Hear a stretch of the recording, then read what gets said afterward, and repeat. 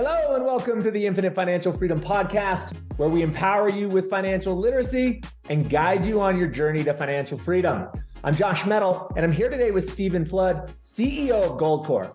Stephen and his GoldCore team frequently appear in international media such as CNBC, Bloomberg, CNN, Wall Street Journal, Associated Press, Reuters, and now the Infinite Financial Freedom Podcast. So we're grateful to have him with us.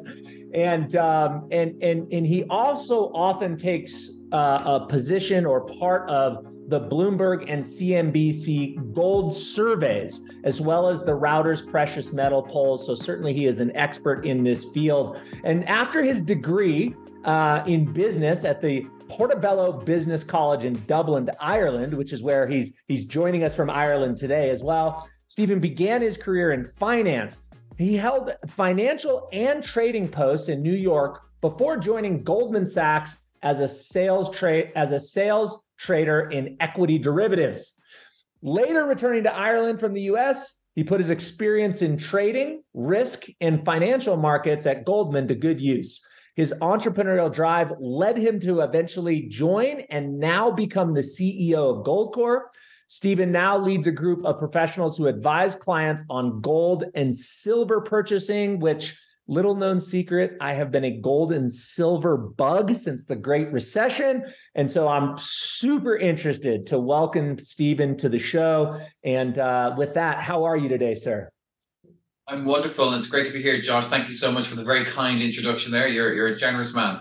I appreciate you very much being with us and sharing your perspective. And so it's 11:18 a.m. here in Park City, Utah. It's 6:18 p.m. in Ireland. And so we're on the other side of the time zones there. I appreciate you joining us. And let's just jump in. Your background is super interesting to me, Stephen. So just walk us through a little bit about your journey from Ireland to New York and back, and just bring us up to speed on your journey, if you would. Yeah, well, I suppose since from an early age, I've always had an interest in business and entrepreneurship. Like yourself, I had some humble beginnings. In fact, I think you started off humbly and then became very successful. Our family actually enjoyed quite a lot of wealth at one stage, and then we lost it all through the 70s and 80s.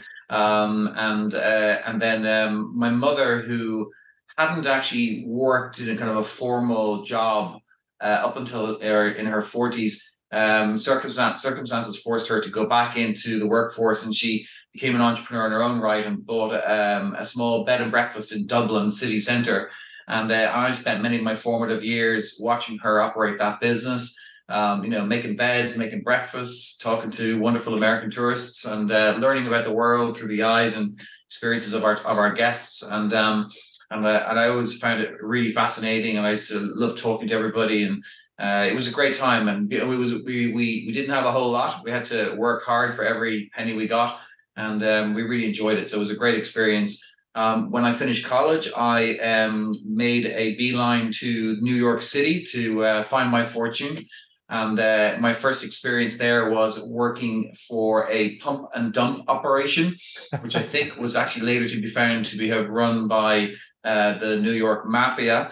It's very similar to that famous movie, The Wolf of Wall Street. But I worked there for 2 days. I realized what was going on because they were only ever selling and pitching 2 different tickers at the top of the room. And it was a total scam. So I left there. I became a painter for about a month or 2, and I wasn't a very good painter.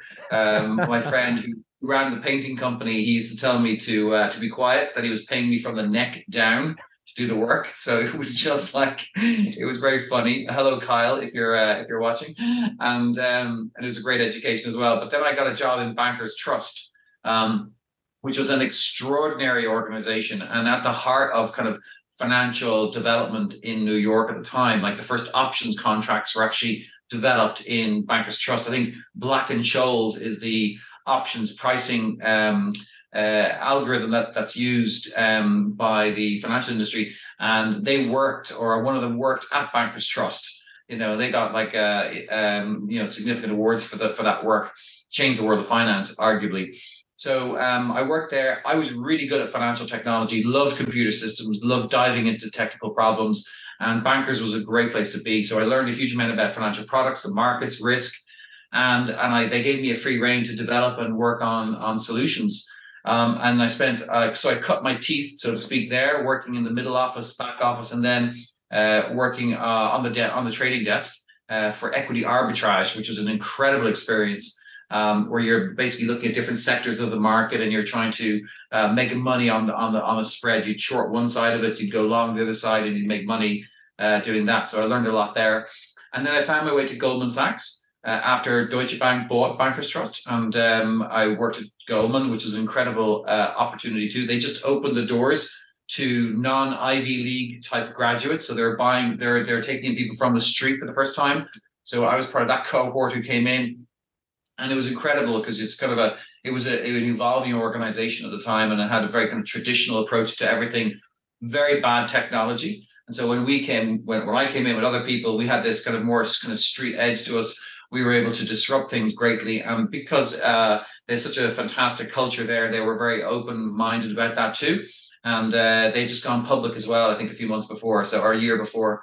And so I spent a few years there working at Goldman, and I worked in the on the sales desk of sales trading desk of equity derivatives in the program trading area. And I met amazing people, and it was just an incredible experience. But then after about 7 years in New York, and you work hard, I just got married, and I was like, you know what, this is not really where I want to spend the rest of my life. I don't want to, be, I suppose, exposed to the banking system and the vagrancies of banks. Some days they're on high and then they're on the low, and I didn't want to set up family and rely upon that income stream. So I, myself and my good wife Paula, we headed back to Ireland via around the world. We did a round the world trip for a number of months, had an amazing time as well, and made our way back to Ireland. And after about 2 years back home, I joined my old school friend Mark, who had set up GoldCore after a few months, and he needed some assistance in various different aspects of the business, website, and technology, and I just dove right in, and I loved it. And for 17 years, we ran the business together. And Mark recently sold his share in the business about 2 years ago and left me in control. And we've been expanding, very, very well since then. We have, I think we manage around $300 million now in assets around the world for our clients. And we're 20 years old as an organization next October. And we're really proud of that because only 3% of companies actually make it to 20 years. I didn't know this until recently. So we're very proud of that. Our team is absolutely incredible. They're very, very client focused. And that's not a cheesy sales line. We are nuts about our clients. We really do everything we can to deliver for them. And about 10 years ago, we started asking every client to give us a rating, which goes up on our website. We don't have any control over it. So they say bad things about us, it goes up there in the lights. And we have just passed the 3,000 review mark, and we're a 4.9 out of 5. Wow. Over 3,000 reviews over 10 years. So I'll nail my colors to the mast. We are the best precious metals business in the world. We are the most client focused at what we do, and we always deliver. It's a great honor. It really is. We enjoy every day. We love our job. It's a beautiful story. I appreciate you sharing that. And we're going to, at the end, definitely get some contact information for you and for GoldCore. But, this part of your story that I found actually particularly interesting was around your family having it seemed like in the middle of your mother's life, having some sort of financial calamity. And so I wonder if you'd just be kind enough to share what were the major takeaways as you reflect back on that? Like what have you decided to do personally different to ensure that type of a situation didn't happen to you and your family? Yeah. Well, my family, my children are quite young. Well, they're not young. They're 18, 17, and 15 as we speak. And they're great, but they're still formative. They're still looking at me and learning, and I learn from them as well. It's the greatest honor I've ever had is to be a dad. But I think looking back then, I think my mother had an incredible resilience, even though things might be going really bad. There was terrible currency crises back then, and interest rates would go extraordinarily high over week to week. with various different things, and our interest payments would grow as well, and we didn't have any money, and we had to try and make our mortgage payments, and it was so bad. We'd myself and my sister Georgie, we would be sleeping in the basement of the guest house. We had our room there and everything like that. But when the weekend came and you had guests calling to the door, we'd give up our beds to give it to guests. So we'd make that just an extra bit of money, and we'd sleep on the kitchen floor of the guest house, on mattresses. And and then we'd get up, put the mattresses away, and then make breakfast. And we'd come out of the kitchen, looking happy and smiles. The guests wouldn't have a clue, but it was kind of like behind the scenes. But I think the lessons I learned is resilience. I love Nassim Taleb. He's a famous writer, and he wrote a book called Anti-Fragility, which I think is a really important concept, which basically, as human beings, we become stronger through adversity. And yes, things are bad, and sometimes things go really, really awful. But time moves on. Things will pass. This will pass. I always tell my kids this: if you're really depressed, just say that to yourself. This too will pass, and things do get better. And you have to have a positive outlook. And only with a positive outlook can you see opportunity. If you don't have a positive outlook, you won't see opportunity. Even if it comes right beside you, you will not see it. You're blind to it. So my lessons from that time is resilience. Just roll with the punches and get up and keep going and enjoy your life, because we're so fortunate to have the lives we have today, our health, our friendships, our education systems. It's never been better for this generation of people, even if you look back over time. So I think we're very fortunate, and the things we suffer pale in comparison to previous generations and our parents and our forebears, and what the lives that they led. So I think that's the way I kind of look at it. I love that the lesson that you pulled out of that was an inside game lesson, right? It was, this too shall pass.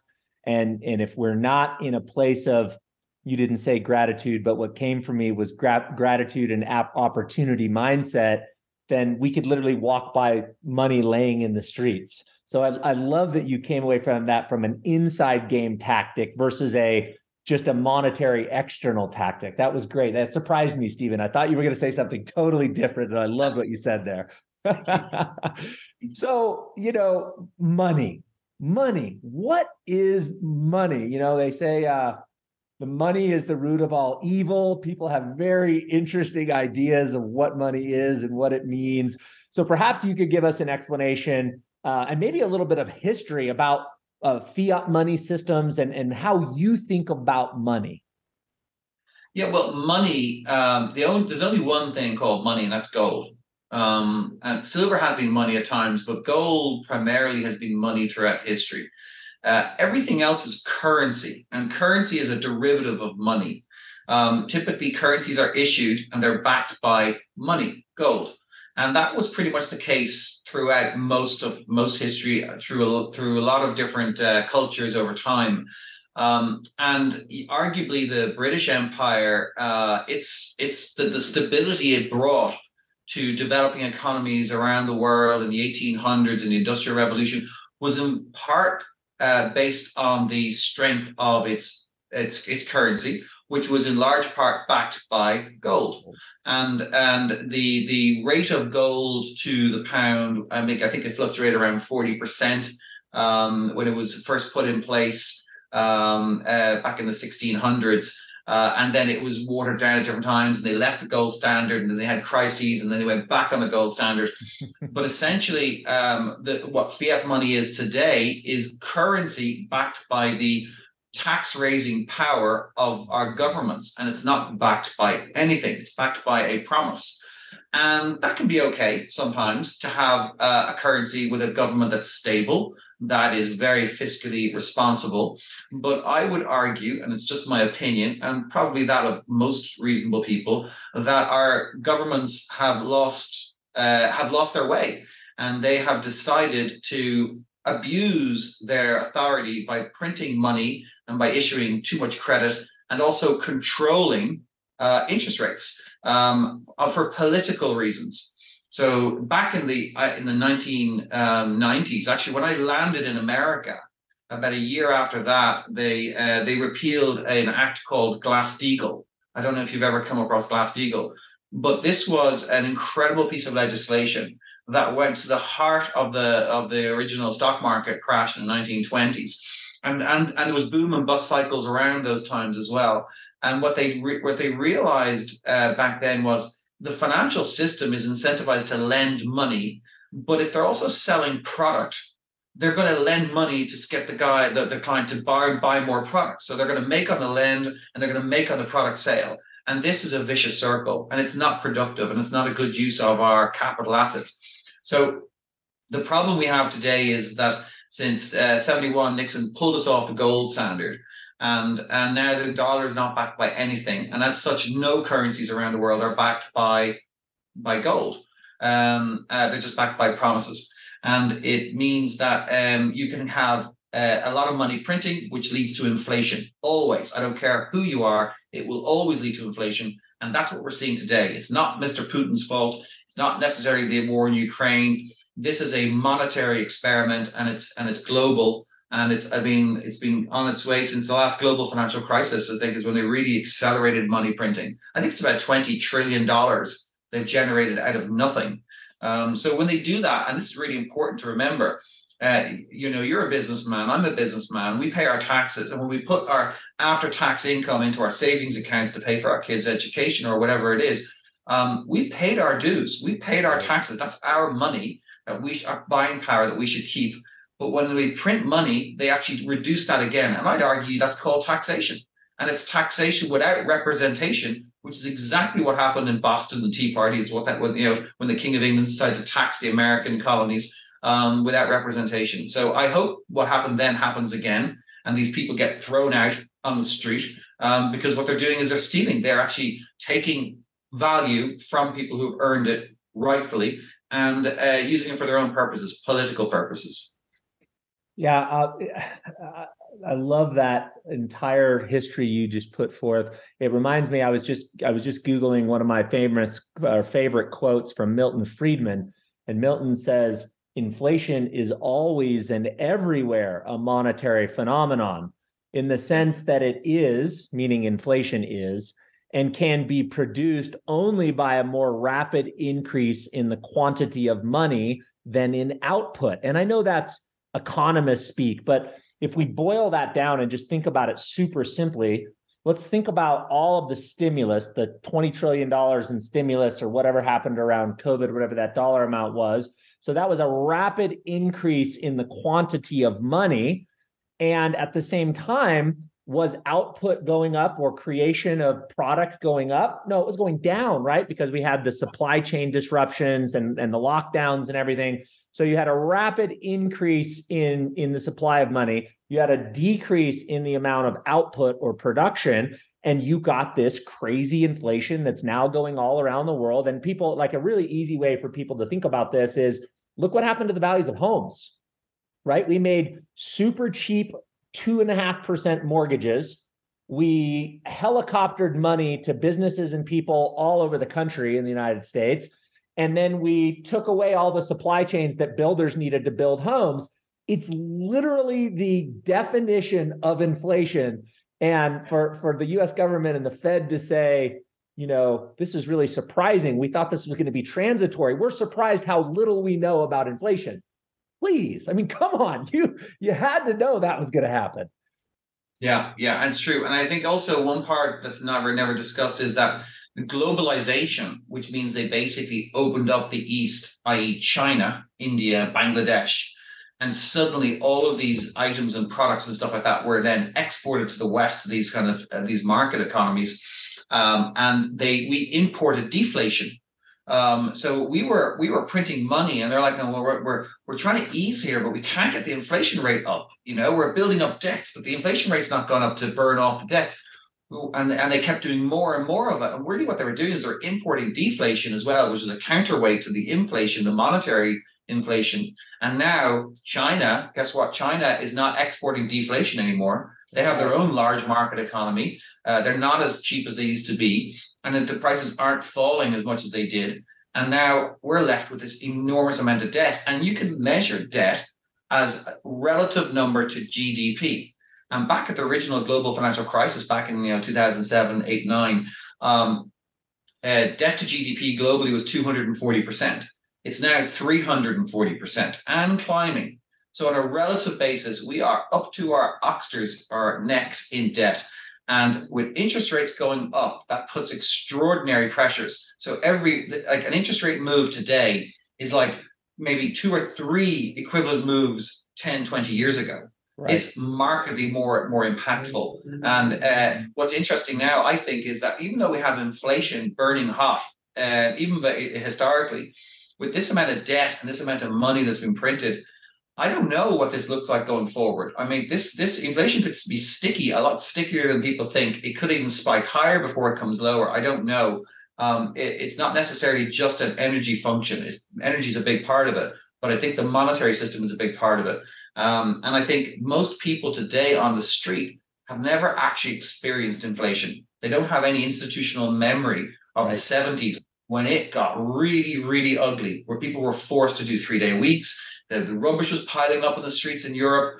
People couldn't even get buried in places like the UK. They had bodies just not, normal like funeral services weren't able to be processed. So it can get very strange, very odd, and it can create very unusual kind of vectors in our economy that we need to watch out for. And I don't think people today really have a clue. So I'm watching for next 2023. I think it's going to be really interesting to see what happens with the consumer. Watch the consumer. Very interesting. The other thing you mentioned was, fiat currencies can be okay if governments have constraints on spending, or I believe you said something like that. And I just wanted to share really quickly, those of you listening on a podcast won't be able to listen, but those of you watching on YouTube or some other video format, you'll be able to see my screen here. And this is the US debt clock. I love this. I mean, if you want something to scare the shit out of you, this should do the trick. I mean, I don't know anything scarier than this. When you start to break this down, and the debt clock shows we owe as a country over $31 trillion. Of course, there's all these additional debts that aren't even included in that, like Medicare. So they've got these unfunded. Yep, exactly. But when you start to look at this, debt per taxpayer, it starts to get really, really scary. And then you've got, you mentioned debt to GDP. I think you were mentioning that internationally, right? Globally. Yeah. But if you look at debt to GDP in the US, in the 60s was a 50% ratio. In the 80s, we were down to 30. We're up to over 120%. And so it's just frightening. And the interest on the debt, goodness gracious. This is a really fun place to spend some time. I nerd out on that all the time. I have it on my phone. I love it. There's a place that if you scroll down, I don't know, I was going to wing it here, but you scroll down, the average wage back in 2000 versus 22, and the average house and the average car. Is that section there on that? It should be down in the lower half of that on the right side, if I recall. Oh, okay. Average wage between 2 different years. Basically, the average US wage has only increased a small amount. I think it's like 32,000 to like 38,000 or something. Very small. But the average house has gone up twofold, or 200%. And the average car has gone up about, 200% as well. So the real impact on people's lives of affordability, like having a house, having a car, they've been impoverished. They have not participated in terms of wages, real wages. What they have done is taken on a lot of debt, more debt than they ever had before. And so interest rates, again, if they're going up, debt looks great if it's really cheap, but not when it's going up. And that impacts consumer. We haven't seen that second shoe drop yet. What's going to happen with the consumer? When will they tighten their belts? And if they do en masse, what does that look like? Yeah, here's where it is. Right here, Stephen, you're right. It says median income now, 36,000, median income in 2000, 32,000, and the median home price, 168,000 in 2000, median home price today, 443,000. And that just goes to speak about your previous point around, as interest fluctuates now, since there's so much more debt, it has a massively increased ramification, because the interest rate fluctuation is on 3 or 4 times as much debt. Yeah. Fascinating. Okay. It's the middle classes and the lower classes who are getting nailed. And if you look at the share of wealth, who is it? Ray Dalio, he's got some great charts where he shows the percentage of wealth. You've probably seen this. The last time the wealth share of the top 10% or top 1%, whatever it is, equaled the bottom 50%, the last time that they equaled was back in the 1930s. And that level of unfairness, whatever you want to call it, inequality, Gini coefficient or something like that, it's never been as bad since the 1930s. And what happened in the 1930s? Well, people got angry and they voted in crazy people to do crazy things, and we lost control. So yeah, they get this better get it. Well, I don't think they can actually bring it under control. I think that they've created this monster. They can't stop inflation if they can't raise rates. They can't raise rates because they owe too much money, and a big portion of tax then has to go to paying the debt. So they're all the central banks are in a really, really bad place right now. They're trapped. So I don't know what the next stage is, but it's not looking too good. Yeah, there's a lot of writings around the end game of that debt cycle, and essentially once you get into that spiral, it's hard to get out, and the only way to really get out is some sort of a massive reset. So I think that's going to bring us to a little more discussion around gold here in a minute. But I wanted to ask you before we go to that, tell us a little bit more about how you think about inflation, how it impacts your investment decisions. I'd also love to hear a little bit from you, from your perspective, because, in Europe, they don't have these 30-year fixed mortgages. And so give us just your perspective on inflation and how you think it impacts both investments and how you take out debt. Yeah. Well, I mean, if you have debt, inflation's your friend because it burns away the debt, basically. But you have to look at the real rate too. If you've got a high inflation and you're not beating that number, you're still growing your debt unless you can pay it back some other way. So I think inflation at 10% for people who have existing mortgages at lower rates, it's not a bad thing as long as you're able to pay your bills. Mm-hmm. Let that do its work. There's I don't know if you ever come across this, the rule of 72. Oh yeah. I love this. So an inflation rate of 10% into 72, 7 years, you had $100,000 and you have an inflation rate of 10%. And the rule of 72 says that in 7 years, your buying power gets halved. Okay. So that's the effect of a 10% inflation rate. It's a killer to your savings. So if you've got cash sitting under your mattress or sitting in a bank and it's earning zip, at an inflation rate of 10% means you're literally just handing the central bankers 10% of your money. And you pay tax on that. So you're getting taxed again. It's horrendous. So I don't think you should be in cash, but there is an argument to be in cash in one scenario. And that is if you think that there's going to be some sort of event, there's going to be some sort of market repricing, that stocks and assets have been very much interest rate sensitive and interest rate supported. And if interest rates go up, those assets probably or may not have the same type of valuation that they had before.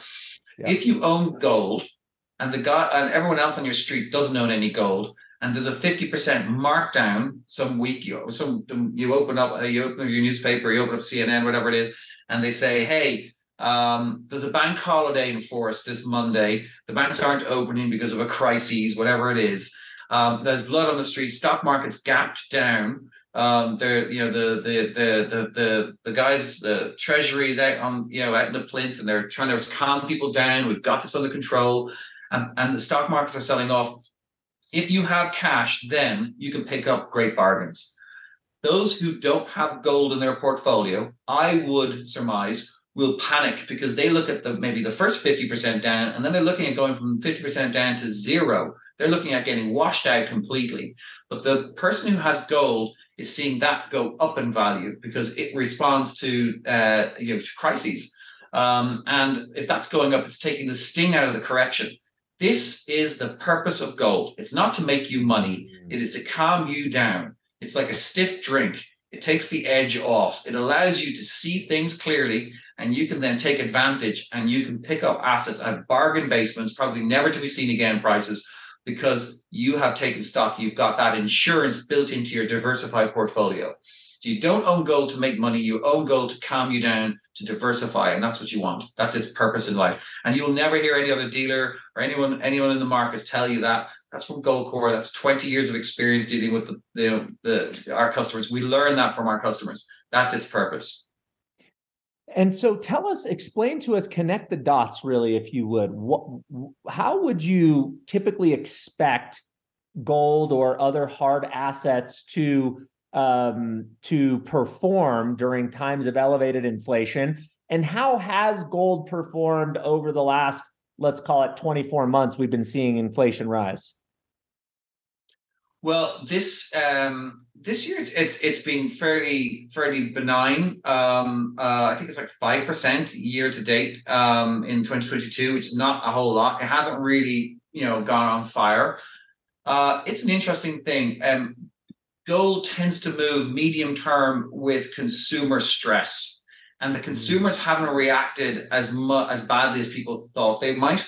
They're only seeing interest rates moving up now for the first time. We haven't had rising rates for a long time. I think I don't know what the number is, but it's going back 10 something years plus. So there's a bit of newness to this, and they haven't seen inflation since their grandparents, or their elderly parents back in the the 70s. So it's an interesting time. I think we're really busy. We have a lot of people buying precious metals in the UK, in Ireland, in the United States as well. We have 2 offices over there, and we are busy out. And I think our clients look at this and go, the price is really, really cheap, and they expect gold to go an awful lot higher. That being said, I don't, it could go lower. There's no guarantees, and I don't want people to buy on that basis. It's going to go up. The position for it is to have it as part of a diversified portfolio. So I think you're going to see gold react on an inflation basis once the inflation pain hits the street. That's when people start to pull back on their expenditure, and they suddenly realize inflation's got up 10%. My wages aren't moving at all. My job security just took a hit because they're not hiring anymore. And suddenly tech workers are getting laid off. Maybe the industrial workers are going to get laid off. Next, service workers might get laid off. I don't know. And maybe the problem with employment just suddenly flips around the other way. So I think the next chapter in this is just beginning. And I would expect gold to react very positively to that, and silver as well. So I think they're going to move up higher. Again, no guarantees. Yeah, no, I totally understand. I think you're right. My feeling is that as we move forward, there's a very high likeliness that the U.S. is headed towards a recession, and I think the Fed will pivot. And part of the reason why gold hasn't moved markedly higher is just the resilience and strength of the dollar. But as the U.S. enters a recession, as the Fed pivots and potentially reverses course, I think that'll be a really good time for gold. And I think I have to say that because I own a lot of gold. So, if I didn't think that, I would be doubting myself there. I have a question for you, Josh. I have a question for you. You're a worldly man. What would you think the average annualized return on gold since the turn of the century, since 2000 to now, 22 years? Wow. I'm going to totally screw this up, but I would go somewhere in line with inflation. So I bet I'm going to be low here, but maybe 4 or 5%. It's about 10%. 10% annualized. Now, if you look at all currencies in the world, they're all around 9 to 12% annualized since the year 2000. That's unbelievable. It's one of the best performing assets out there. And it doesn't have anywhere near the volatility financial advisor types like to tarnish it with. And it is actually ridiculous because it's a piece of metal. It does nothing. It doesn't make stuff. It just sits there and gathers dust. it shouldn't be anywhere near as valued as it is if we were actually honest and we worked hard and we didn't, misallocate precious resources like our capital and our human labor. But because we're human beings and we don't do things correctly and we can be corrupted, then we have something like gold. And what gold is, and this is really important to understand, it allows you as an investor to step back from the financial system, to say, you know what, Mr. Government, I'm going to give you your dollars and I'm going to take my gold and I'm going to sit outside the system completely. And I'm going to sit this one out until you get control of things properly again. And in that sense, it gives you financial sovereignty. It gives you the option to step away from the system and vote with your money and vote out. And so our clients, they hold gold. We have 11 vaults around the world. They hold bars, kilo bars, and bigger and smaller on the shelf in Zurich, outside the bank system completely. So they are sitting it out, waiting to see what happens. And that's the way. It gives them pure sovereignty. So 10% annualized return, that's no bad thing. And it just shows the way the currencies have been abused. Those currencies have gone down 10% a year relative to gold. It's not gold's going up, they're going down. That's exactly the way to think of it. I completely agree with you. Well, there's no shortage of potential international crisis going on between China shutdowns, the rioting they had a few weeks ago or last week, what's going on with Russia. We just had the FTX cryptocurrency meltdown that set a whole cascading effect of challenges through cryptocurrency. So maybe you could just give us your take around all those geopolitical risks, and then also that kind of financial risk that one has when they put their money in trust of something like a Bitcoin, and tell us how you think gold relates to that. It's a big question. So geopolitically around the world, there's a number of different things happening. Obviously, there's the whole monetary side of things. So all these currencies have they've competitively debased their currencies because the dollar got debased. They had to debase as well. Otherwise, the dollar would have been far too powerful, more powerful, cheaper. All the goods would have flooded out internationally, and they would have lost competitiveness. So there's a competitive currency devaluation going on, has done for a long time. All dollar-based, all dollar originated, Fed originated, which is owned by the banks in the States. So that being the case, you have a number of things happening. I think probably the big stories, if I was to identify a number of them, is the weaponization of the monetary system. And we saw that with Iran. We saw that with Bank Paribas a few years ago. They got knocked out of the dollar window by the New York AG. And that was a weaponization of the dollar for arguably political purposes. They did it with Iran once, and then they did it with Russia. And when they weaponized the dollar and they took away their central bank reserves and they banned them from the SWIFT clearing mechanism, and I mean, Russian tourists were on holidays on the beach in various parts of the world. Suddenly their Visa cards didn't work. They couldn't pay their hotel bills. They couldn't get their families back home because of something that they weren't directly involved in. Now, wherever you are on the conflict, the weaponization of the reserve currency of the world for political reasons, and it is, you have to say it, changes the chessboard completely. For sure. Now, places like Venezuela, they can't get their gold back. Brazil, India, China, the incentive is for them to reduce reliability, their reliance on the dollar as a safe currency, acceptable always, and to create their own currency systems. So I fully expect China, as its next step forward, is going to launch its own central bank digital currency, which will be used and made available to foreign entities to enter the debt markets. They will be able to borrow in Chinese renminbi. I think that Chinese renminbi will be heavily backed by gold, not fully backed, but heavily backed. I think the Chinese are accumulating massive amounts of gold right now in order to make this a reality. And they're going to go from a kind of, a workshop of the world to a leading market economy of the world. And that's their plan, is to be the next reserve currency of the world, and to take over the mantle that the United States has had since the 1920s, arguably. So it's changing. It's all changing, and we'll see where it goes. But ultimately, the United States is heavily indebted. They haven't dealt with this as well as they should. They're using the old box of tools, and I think the weaponization of the dollar has changed everything. Really well. Oh, sorry, FTX. You asked me about FTX and Bitcoin. So my feeling is Elon Musk, FTX, the NASDAQ, all these companies are all benefactors of an ultra low interest rate environment. It's an anomaly over the last 30 years in some ways. This is not a normal market environment. It's basically hyper managed by the authorities who are owned by the banks.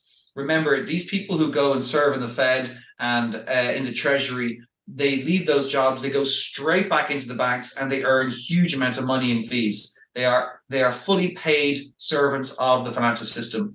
And their job is to make it as easy as possible for financialization and debt accumulation and the like. I don't think someone like Elon Musk and all of these things would have happened if it wasn't for ultra low interest rate environments. And I think Bitcoin is a massive benefactor of that. Now, there is an element of Bitcoin, which is a libertarian dream, which is currency owned by the people for the people and taking control back. But that is an anxiety that gold also deals with as well and offers something for. And I think there are people who have been kind of brought into it because it's so easy to use and it's cool and it's digital and it's a digital age. And so they like the idea of doing it, but it's actually very expensive. It's not very efficient. It's very old technology, and it doesn't really mimic gold in any real way. And there's one incredibly interesting aspect to Bitcoin and why it will never, ever, ever be any kind of monetary power in its own right. And that is because it can't be flexed. And here's what's interesting. People don't really understand this about money. But let's say you have a property and you go to your local bank and you say, I want to borrow money. They say, give me collateral. You say, there's my house. They say, that asset's worth $1 million. Great. I'll give you $1 million in cash. So what they've done is they've just really animated, for want of a better word, the value inside that house and generated cash. Now, they take the house, they give you cash, and you have now given them a illiquid asset and being given liquid asset, which you then can use for something else. Now, you see $1 million in your pocket of dollars. You also you think you own that house, but you don't because the bank does. And you go off and you use that money. And that allows you to take a kind of a capital asset and animate it in the economy. Money has to be flexible. That money is generated by the bank. It's created at that bank lending level. When you pay it back, that money gets destroyed. Bitcoin and cryptocurrencies don't do this, not by design today. Maybe in the future. Central bank digital currencies might do this. I don't know. But that's why Bitcoin has failed. In my view, it will never be a proper monetary power because it doesn't have that flex. It can't be collateral. It can't be used in a collateralized debt arrangement. And that's one of the key things. There's a fantastic article on this, and you should write this down, whoever's listening is. One of my competitors, Paul Tustane, he's a UK chap, Paul Tustane, and he's a fantastic mind. And he wrote an article about Bitcoin and money. Search it up online and read it. It's very accessible, very well written, and it explains this concept very, very clearly, far better than I can. How do I spell his last name? Tustane, Tustain, Tustane. I know he won't mind me mentioning it, but he has that in the public realm. I'll Google it and put it in the show notes. Yeah, you love it. It's great. Stephen, this has been fascinating. I know it's a good interview when I feel like, we could go another hour, but we're running out of time. And so let me just allow you, if you would please, or invite you, if you would please, just tell us a little bit more about what GoldCore does and then where they can find information and get to GoldCore. Super. Thank you so much for the opportunity. Essentially, our website is goldcore.com.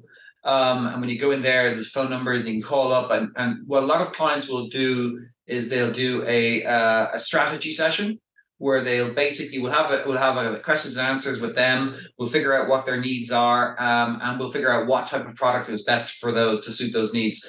And we don't do pump and dump kind of loss leader type of product offerings. We don't sell numismatic coins or anything like that. So essentially, we try to get the best price product for the client that meets their needs. So do a strategy session. You can go onto GoldCore.com, open up an account in 3 minutes if you wish, or call or email us, and we'll go through that. What we did though recently, and I think you'll like this, Josh, is we launched a second website called goldintheusa.com, goldintheusa.com, in honor of the boss, Bruce Springsteen, born in the I love it.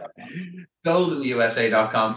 And in there's a guide, and it has all of the top things you need to know if you want to get into the gold market, because most people haven't a clue. So you download that guide. There's some really good tips in there. Very, very straightforward. You don't have to use us. There's lots of good dealers out there.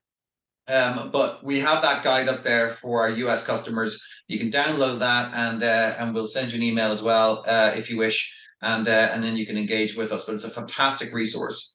But we store, basically, we don't do any kind of derivatives. Everything we sell is physical bullion on the shelf, high quality. You can open an account in 3 to 5 minutes. You can then buy a gold bar in Switzerland if you want, or London or Dublin or in Utah. We do an awful lot of storage in Utah, and we deliver as well. So we've been around for a long time. So you're in safe hands. Well, it's a great way to get some fiat currency into a hard asset, and also have it held outside of the United States. So it's a double security blanket in that regard. I just went on to the website, Gold in the USA. I see there's a 5-point checklist there. So I will download that. I'm going to read through it. I'm going to put it as a link on our show notes. And Stephen, thank you so much, my friend. It's been you're a wealth of knowledge. I appreciate everything you shared so generously with us here today. Yeah, thank you so much. It was time flew by. You're easy to talk to. We should definitely, if you come to Ireland, we'll meet up and have a pint of Guinness somewhere, and we'll chat. I would love that very much. I'm going to hold you up for that.